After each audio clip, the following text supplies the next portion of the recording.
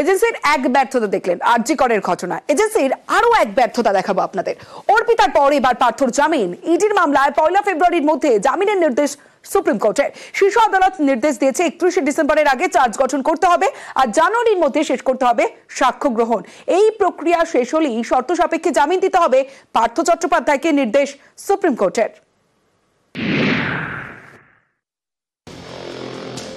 শিক্ষা নিয়োগ দুর্নীতি মামলা। গত 25শে নভেম্বর ইডির মামলায় জামিন পান পার্থ চট্টোপাধ্যায় ঘনিষ্ঠ অর্পিতা মুখোপাধ্যায়। এবার প্রাক্তন শিক্ষামন্ত্রী পার্থ চট্টোপাধ্যায়কে জামিন দেওয়ার নির্দেশ সুপ্রিম কোর্টের। সুপ্রিম কোর্টে পার্থর জামিন মামলার শুনানি শেষ হয় 4 ডিসেম্বর। রায়দান স্থগিত রাখেন বিচারপতিরা। শুক্রবার রায় দেন। প্রাক্তন শিক্ষামন্ত্রী পার্থ চট্টোপাধ্যায়ের জামিন মঞ্জুর করে সুপ্রিম কোর্ট। দেশের সর্বোচ্চ আদালতের নির্দেশ, শীতকালীন ছুটি অথবা 30শে ডিসেম্বরের আগে চার্জ গঠন করতে হবে ট্রায়াল কোর্টকে। জানুয়ারির মধ্যে শেষ করতে হবে গুরুত্বপূর্ণ সাক্ষীদের জিজ্ঞাসাবাদ।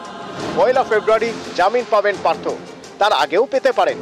চার্জ গঠন এবং সাক্ষীদের বয়ান নেওয়া হলে অবিলম্বে জামিন পাবেন পার্থ। সুপ্রিম কোর্টের এও নির্দেশ, জামিন পেলেও কোনো সরকারি পদে থাকতে পারবেন না পার্থ। তিনি বেহালা পশ্চিমের বিধায়ক। ট্রায়াল কোর্টে বিচার চলাকালীন একমাত্র ওই পদেই তিনি থাকতে পারবেন। সাধারণত আদালত আবেদন মঞ্জুর করলে সঙ্গে সঙ্গে জামিন হয়, কিন্তু এক্ষেত্রে প্রায় 50 দিন পর জামিন, যা নজিরবিহীন বলেই অনেকের মত। আইনের লড়াইয়ের জয় হলো। আমি মনে করছি যে একটা অত্যন্ত ব্যালেন্স স্ট্রাইক করা হয়েছে এই অনারেবল সুপ্রিম কোর্টের এই অর্ডারের মাধ্যমে। অবশ্যই নজিরবিহীন, কারণ এই 2 মাসের মধ্যে অনেক কিছু এনফোর্সমেন্ট ডিরেক্টরেটকে করতে বলা হয়েছে। এখানে প্রসিকিউশনকে শর্ত দেওয়া হলো, যদি এগুলো কমপ্লিট নাও করেন তাও কিন্তু উনি 1 তারিখে রিলিজ হবে। 2022 সালের 22শে জুলাই শিক্ষা নিয়োগ দুর্নীতি মামলায় পার্থ নাকতলার বাড়িতে পৌঁছয় ইডি। ইডি সূত্রে দাবি, পার্থর বাড়িতে উদ্ধার হওয়া নথির সূত্র ধরেই তদন্তকারীরা হানা দেন পার্থ ঘনিষ্ঠ অর্পিতা মুখোপাধ্যায়ের ফ্ল্যাটে। সেখানে মেলে টাকার পাহাড়।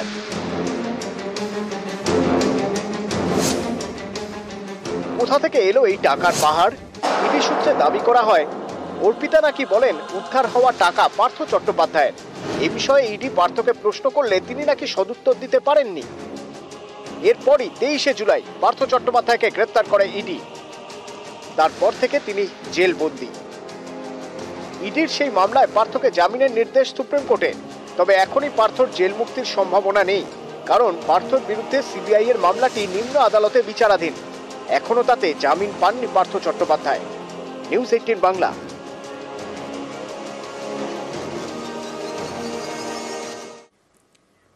পার্থ চট্টোপাধ্যায়কে নিয়ে সুপ্রিম কোর্টের যে নির্দেশ, সেই নির্দেশ নিয়ে তরজা তৃণমূল ও বিজেপির। এটা নিয়ে আমি কিছু বলবো না। I am very disheartened. দেখুন, বেল পেলে করে এই মুহূর্তে পার্থ চট্টোপাধ্যায় জেলের বাইরে যেতে পারছেন না, আর জেল থেকে বেরোনোরও কোনো সম্ভাবনা নেই। কারণ ওই ফেব্রুয়ারির 25 তারিখের মধ্যে আমার মনে হয় ইডি চার্জশিট দিয়ে সমস্ত তথ্য প্রমাণ দিয়ে প্রমাণ করে দেবে। মানে তো ওনার বান্ধবীর বাড়ি থেকে 51 কোটি টাকা পাওয়া গেছে, 2টো ফ্ল্যাট থেকে।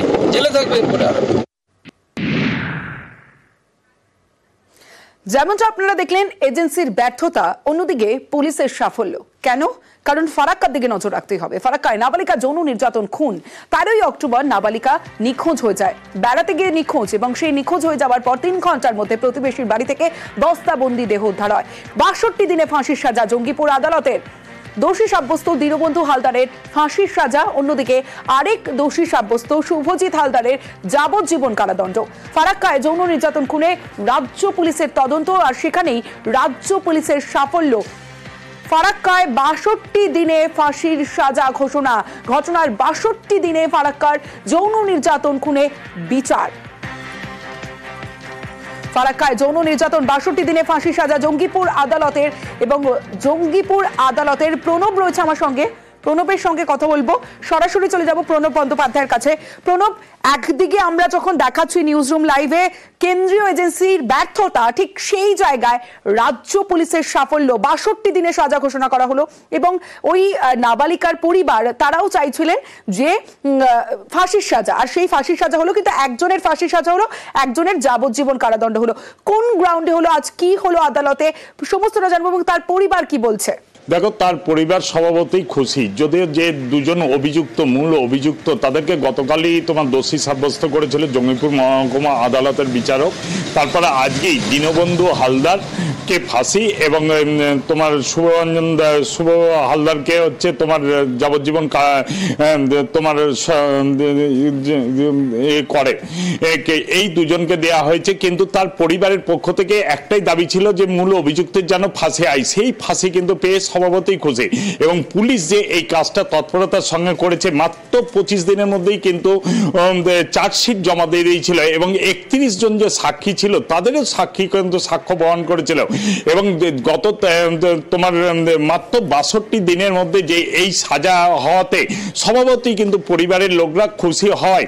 কিন্তু প্রত্যেকেই বলেছেন যে আমরা এটাই চেয়েছিলাম। যদিও যারা অভিযুক্ত তাদের পক্ষ থেকে বলা হয়েছে যে তারা হাইকোর্টে তারা আবেদন জানাবেন, কিন্তু সরকারি যে আইনজীবী রয়েছেন বিভাস চট্টোপাধ্যায়, তিনি কিন্তু বলেছেন এই যে অভিযুক্ত তাদেরা কিন্তু নিষ্ঠুরভাবে তাকে যে খুন, যৌন নির্যাতন এবং তারপর তাকে খুন করা হয়েছিল, সেই ঘটনায় রীতিমতন ভাবে তোমার ডিএনএ এবং ফরেন্সিক সেই সমস্ত রিপোর্ট যেরকম করা প্রমাণ দেওয়া হয়েছিল তথ্য, এবং 31 জনের যে সাক্ষী, সেই সাক্ষীও খুব তৎপরতার সঙ্গে করা হয়েছিল, যার ফলে কিন্তু এই 62 দিনের মধ্যে কিন্তু এই মামলার যথার্থ রায় কিন্তু পাওয়া গেল। ফাঁসির সাজা, জঙ্গিপুর আদালতে দোষী সাব্যস্ত দীনবন্ধু হালদারের ফাঁসির সাজা।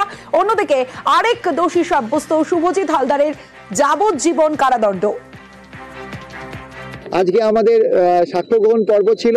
সকালে আমি বিভিন্ন জাজমেন্টের মাধ্যমে বিভিন্ন ক্ষেত্রে এটা বোঝানোর চেষ্টা করেছি যে এটা rarest of the rare crime. স্টেটের তরফে আমি ডেথ সেন্টেন্স চেয়েছিলাম। প্ল্যানেট কোর্ট সব দিক বিচার করে শুভ হালদারকে যাবজ্জীবন দিয়েছে। যতদিন বেঁচে থাকবে ততদিন পর্যন্ত কাস্টডিতে থাকতে হবে, বেরোতে পারবে না। আর দিনু হালদারের ক্ষেত্রে ডেথ সেন্টেন্স দেওয়া হলো এবং তাকে লাইফ ইমপ্রিজনমেন্ট দেওয়া হলো, এবং যেহেতু এরা দুজনেই এভিডেন্স লোপাটের চেষ্টা করেছে, 7 বছর করে এভিডেন্স লোপাট করা সেকশনে এদের সাজা দেওয়া হলো। হ্যাঁ, আমরা খুশি হয়েছি।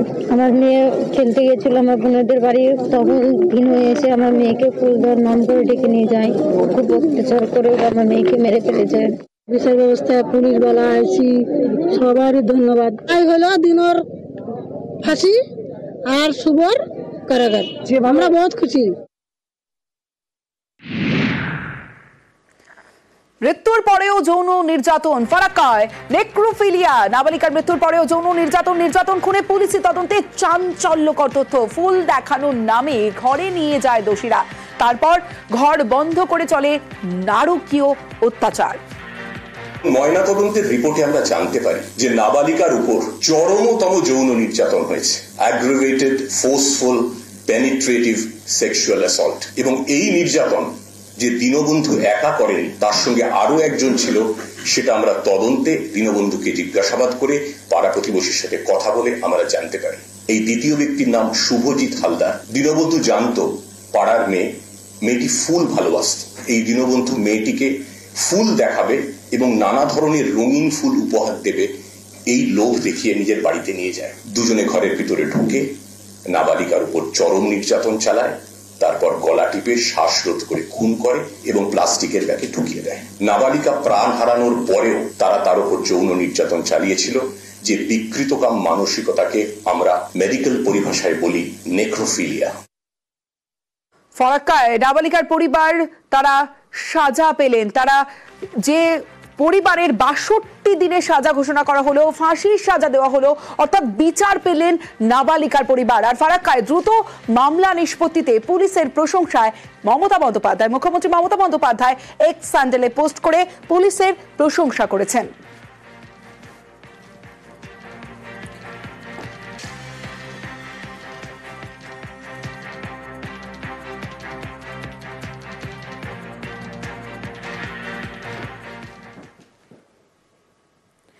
নিউজরুম লাইভে এবার অন্যান্য খবরের দিকে নজর রাখবো। তোলার টাকায় জনসেবা, শওকত মোল্লার বিস্ফোরক মন্তব্য। ভাঙড়ে শওকত মোল্লার কথায় রীতিমতো বিতর্ক।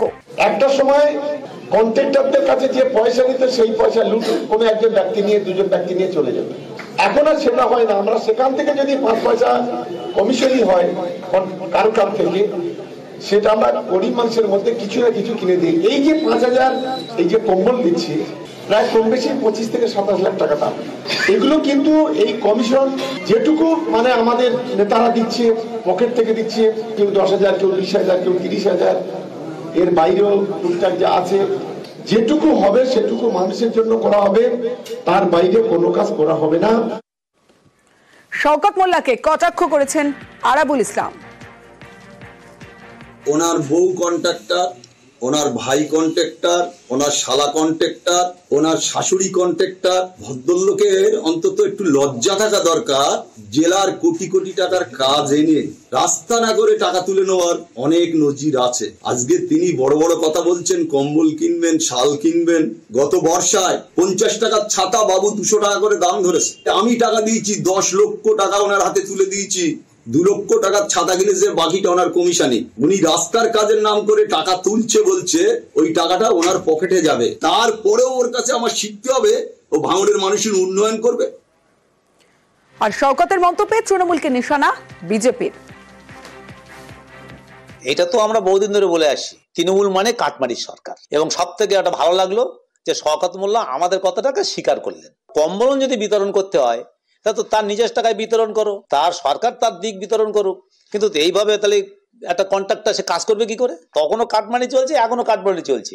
এই কাটমানি তো বন্ধ হয়নি, এখন নিজেদের মধ্যে টাকা পয়সার ভাগাভাগির গন্ডগোল।